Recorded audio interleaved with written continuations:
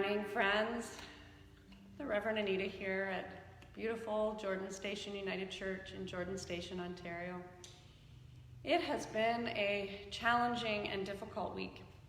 So instead of our normal service, we thought we might offer you some candle lighting and prayer and scripture and just beautiful, simple guitar music. So I'm glad you're joining us this day, and text your friends if they're in need of prayer and ask them to come on Facebook Live with us this morning. This week I felt a little bit like the Psalms, and so when I turned to David's Psalm 31, I heard David say this: I run to you, God, I run for dear life. Don't let me down. Take me seriously this time.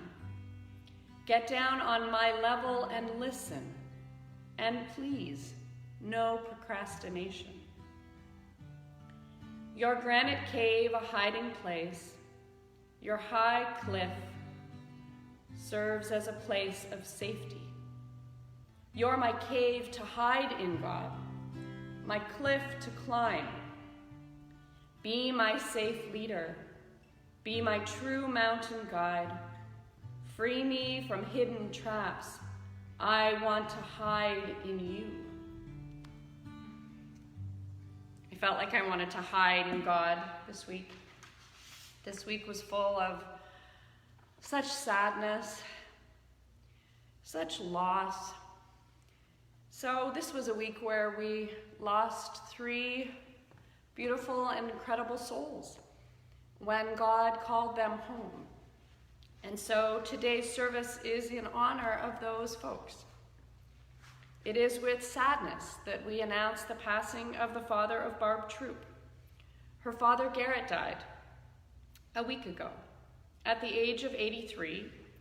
Surrounded by his family, the Lord called him home on May the 12th. On Tuesday, on May the 19th, Shirley Nunemaker was called home. And it is with heavy hearts that we hold her daughter Lori, for it was only 6 weeks ago that her father, Malcolm, also passed away. It is with great sadness that we also announce the passing of Yvonne Holditch.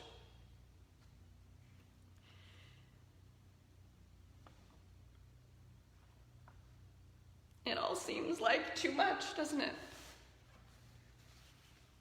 So today we will come together. We'll light candles in hope that God will be with us. And when I am the most sad in my life, I turn to Joyce Rupp. And this is probably going to be backwards for you. But this is an incredible book. It's called The Cup of Our Life. And it is a guide for spiritual growth and spiritual practice. And this week she drew me to the section called The Broken Cup.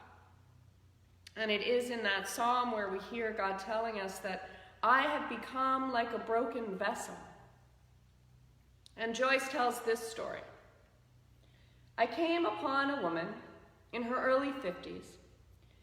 She was wobbling and leaning heavily on a 5-pronged cane, her head shaking from side to side.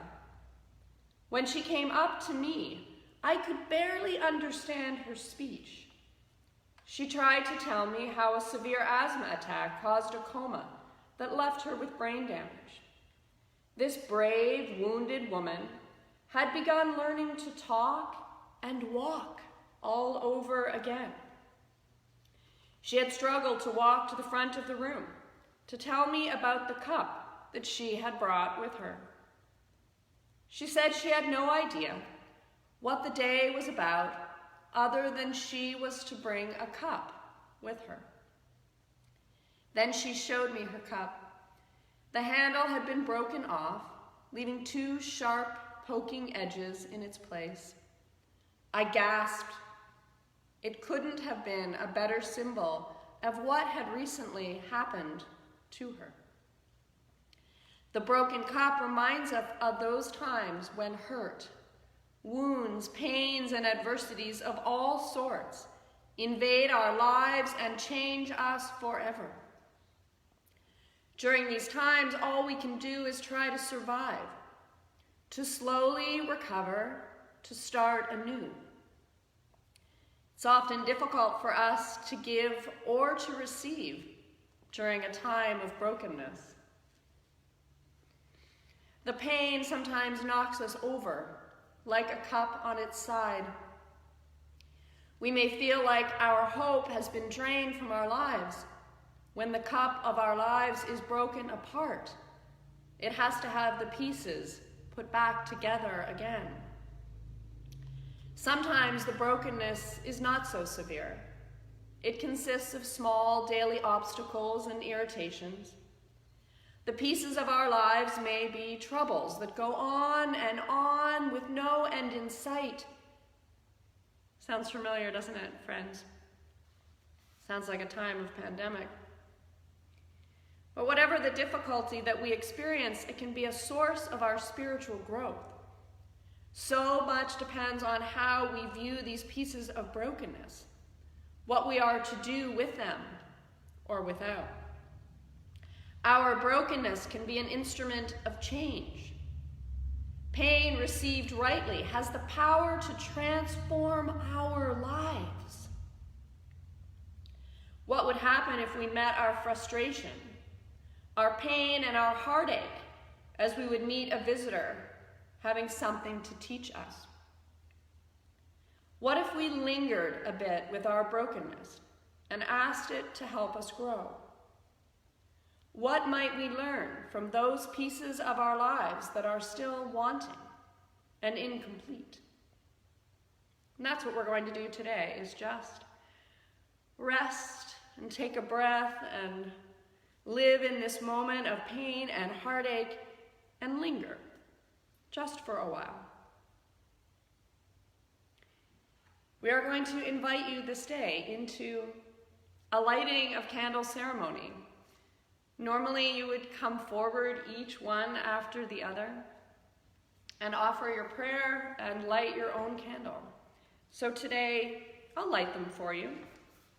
I'll light them in terms of your own brokenness. So I can see the comments, so let me just see who's online with us. So Carolyn Campbell, good morning, Carolyn. It looks like Beth is here, and Kate, and Tammy, and Marilyn, and Anita. Good morning, Anita. Good morning, Ruth, and Perry. Good morning to Rick, and Mike, and Ann. Good morning to Al, and Joan, and Pat. Good morning, Teresa. I can see you joining in. And so now I'll invite you to, in the comment section, maybe just write a name of someone that you would like a candle lit for this day, and we'll just have some gentle music and light some candles and breathe in the love of God and be reminded that even in our brokenness, even when God breaks us apart, that crack is the opportunity for God to shine through. So with this light, I hope that you will feel God breaking into your lives. So what say you, the people of God? What prayers would you like this day? Good morning, Sarah. Good morning, Kenny. Tracy.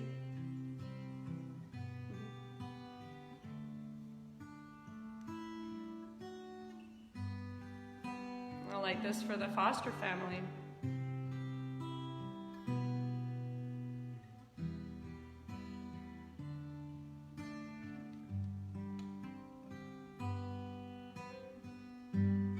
And for those who have been called home, the light for Gerrit.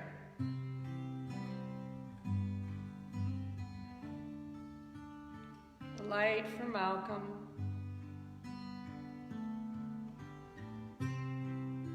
And his beloved wife, Shirley.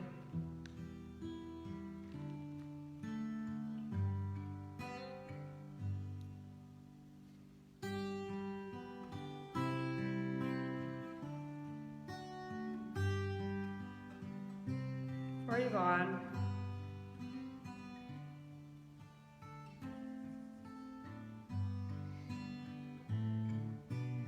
Ruth is asking for prayers for Gary. Light this candle for Gary, passing away suddenly on Friday.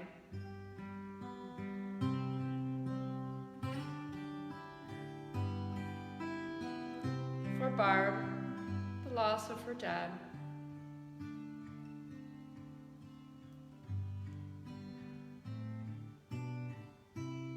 For Lori, the loss of her parents.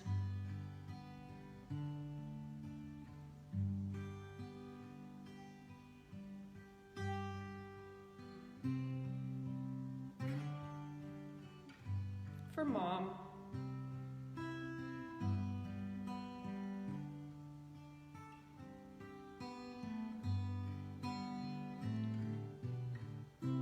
For Rick.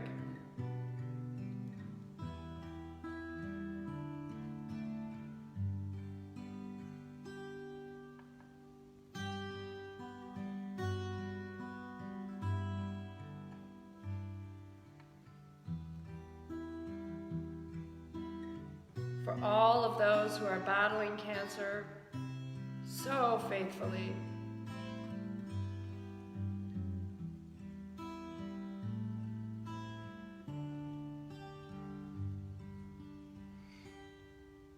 For Marion.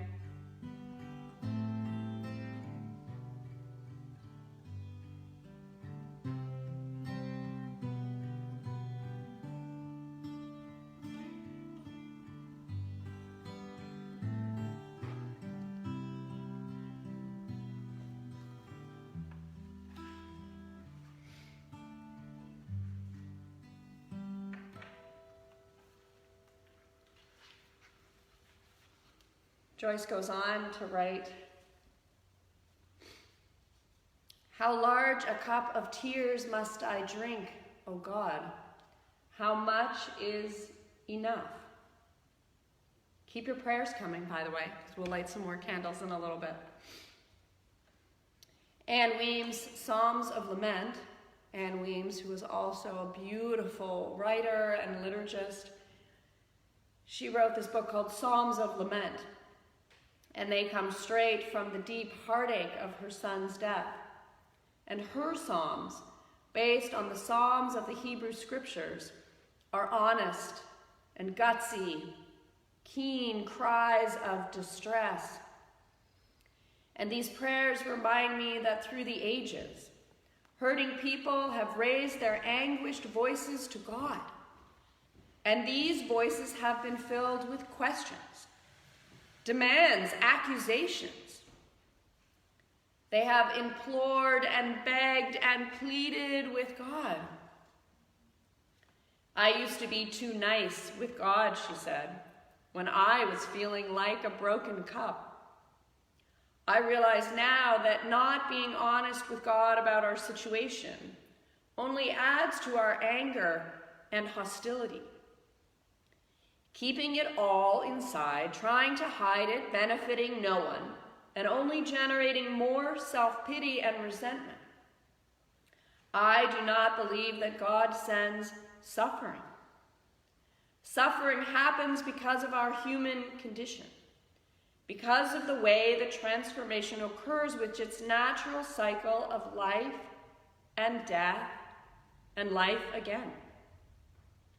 Still, this reality does not take away my human emotion, my response when pain is intensely penetrating, nor does it eliminate my hope that God will somehow choose a miracle on my behalf. The Hebrew Psalms have taught me a lot of how to pray when life is tough. Remember, the psalmist yells and screams and pokes a finger at God now and then. The psalmist wonders why God isn't making changes. The psalmist closes almost always by expressing confidence and hope in God, trusting that all shall eventually be well. The prayer style of the Psalms assures me of how good it is to be honest with myself, with my God, and to count on God's healing presence to bring me peace of mind and peace of heart. Every nook and cranny of our lives, no matter how painful, deserves God's attention. You have put my tears in your bottle, says the psalmist, meaning that God gathers our pain and our struggle and holds them compassionately. Isn't it good to bring God our tears so God can catch them and hold them with care until we can find our own inner peace?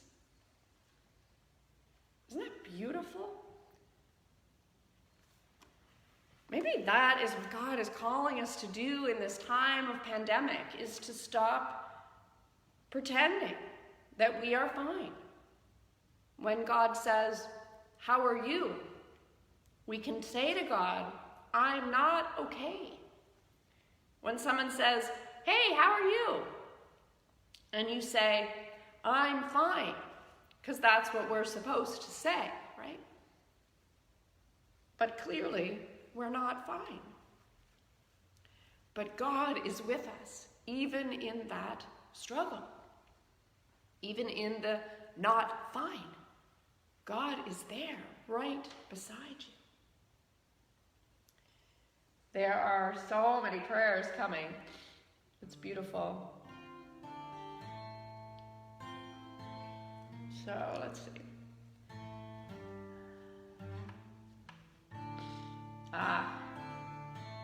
For Nini.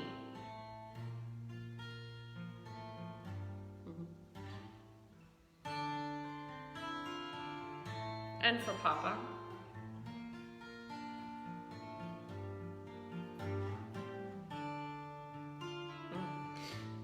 And Sarah Foster says, "This one's for you, Gran." So for Jean, this one's for you. And I think of all of our most senior members of our beloved church who are so isolated in this time. May each one of them know that they are beloved to us. So for Beth,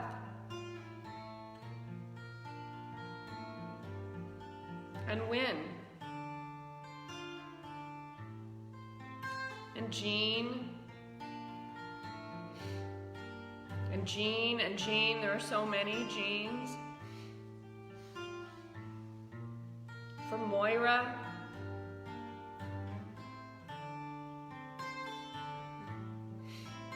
for Joe,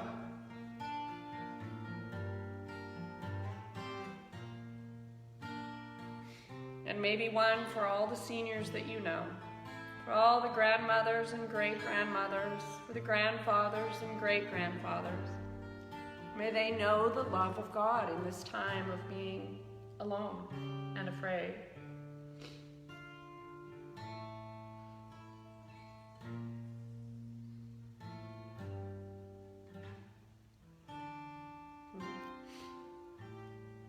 This one simply says, "For my sisters." For all the sisters out there.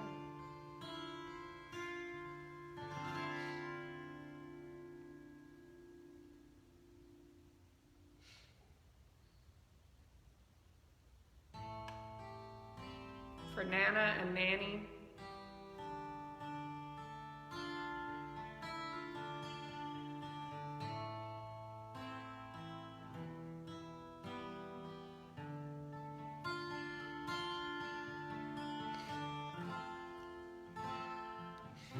For my beautiful wife, Yvonne.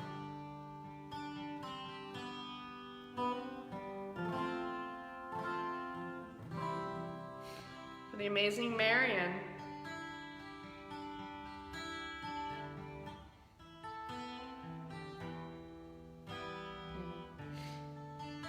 For Pa.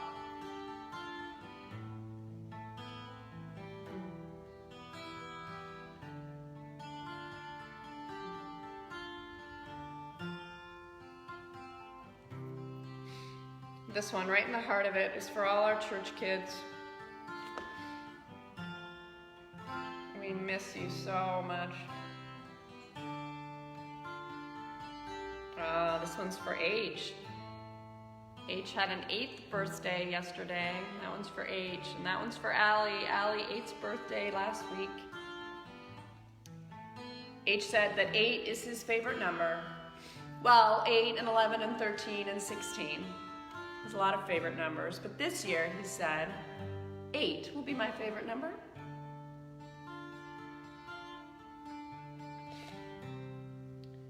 For the family and my soul sister, Linda.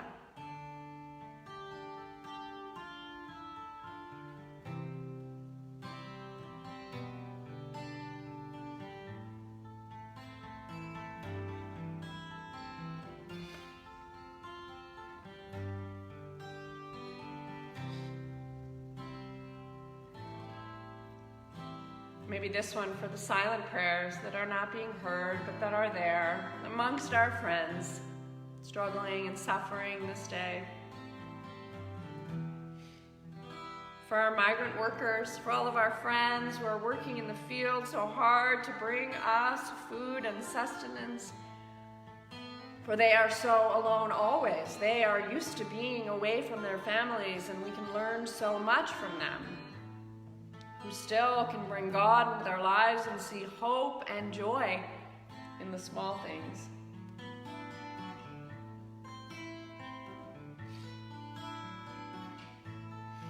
I don't often light a candle for myself, but the folks are saying, light one for yourself. So maybe this one closest to me for myself and my family.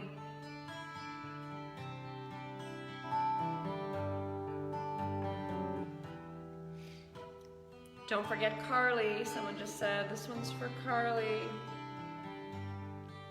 Carly and Alex and all of Yvonne's grandchildren. That one's for you.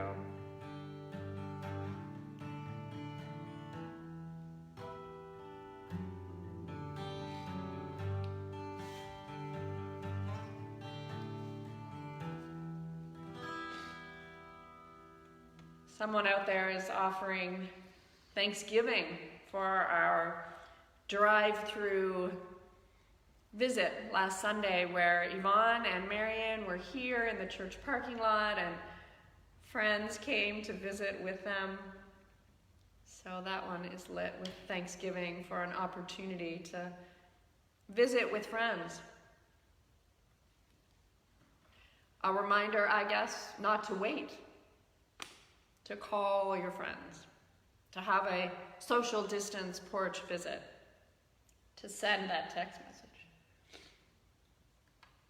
Ah, beautiful. For love. Let's light a candle for love. Love of God, love of family, love of friendship.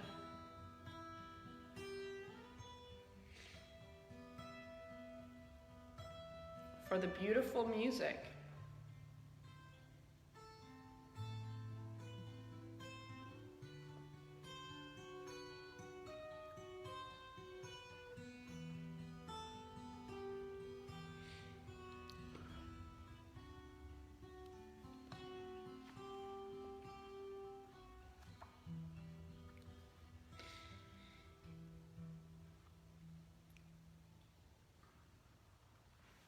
Part of this book has these beautiful daily practices, things that you can just do in a short while as a daily devotion. And they always start with a breath prayer. So just if you can find a way to quiet your mind and center yourself, it's quite simple. As you breathe in, you say, hold me. And as you breathe out, you say, in your love. So breathing in, hold me. Breathing out, in your love. Hold me, in your love. Hold me, in your love. Hold me, in your love, O God.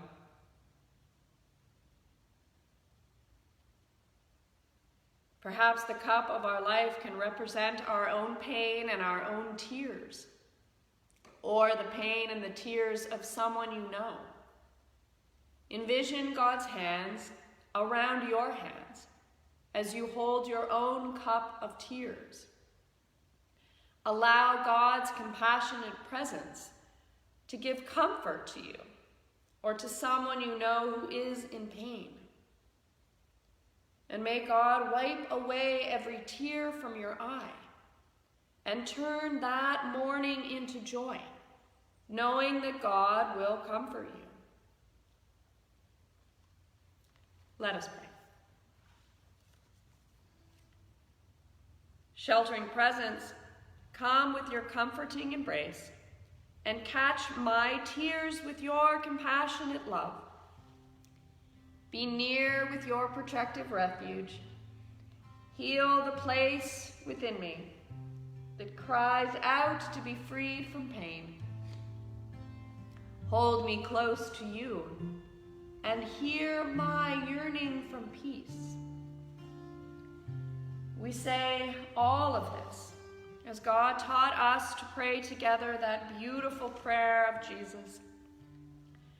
Our Father, who art in heaven, hallowed be thy name. Thy kingdom come, thy will be done on earth as it is in heaven. Give us this day our daily bread, and forgive us our trespasses, as we forgive those who trespass against us. And lead us not into temptation, but deliver us from evil. For thine is the kingdom and the power and the glory, forever and ever. Amen.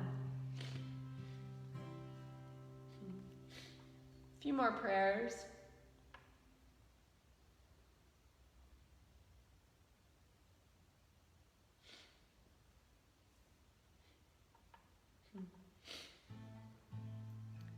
Could you light a candle for the love that is shared among us?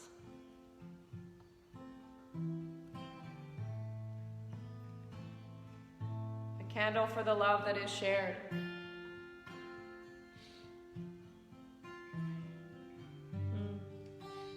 Godspeed, my beloved big sister, and prayers for all who are feeling your loss so deeply.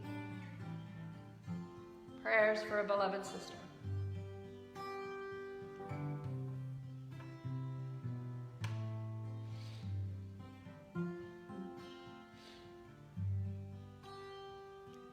Prayers for all the children who have lost their parents this week.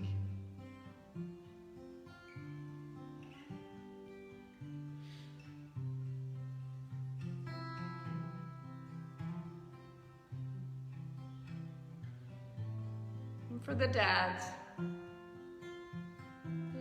who've lost their children.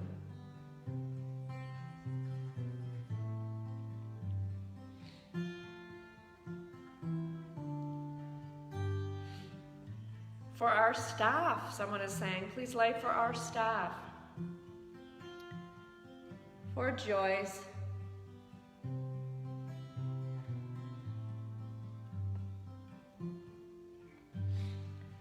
And Al, her trusty sidekick.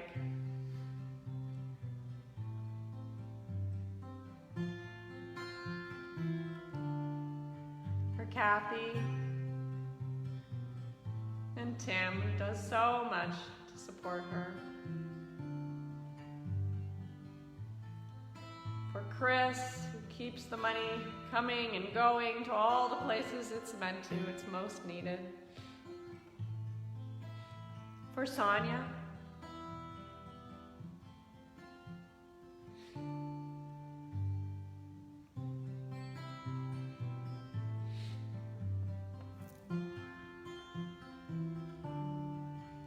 For Tammy and little H.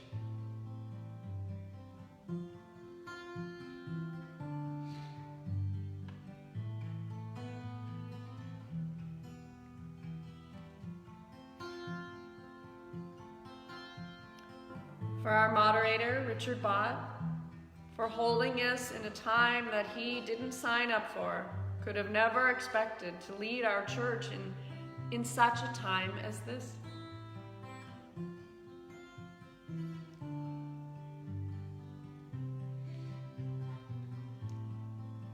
For Lloyd,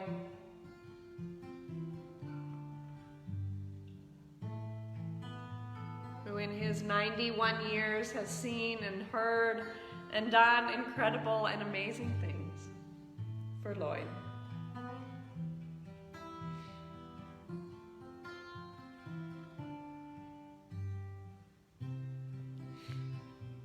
Seems like we should have had a tray for Yvonne. This one for all the love that dear Yvonne gave us. Right up until the last moment.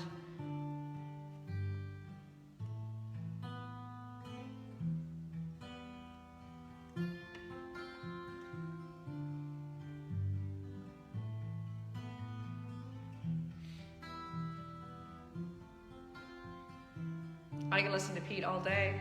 Just stay here all day.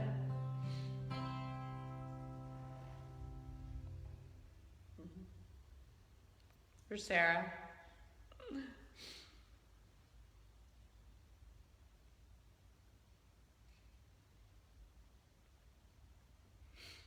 And this last one, for all the prayers that will be said as we close out today's service, for all the prayers that are on your heart that you were too afraid to say, or that you were too broken to even know that you needed them.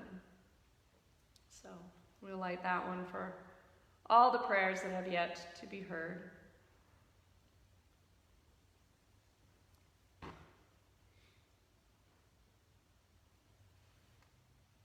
This is an incredible display of love and light and hope.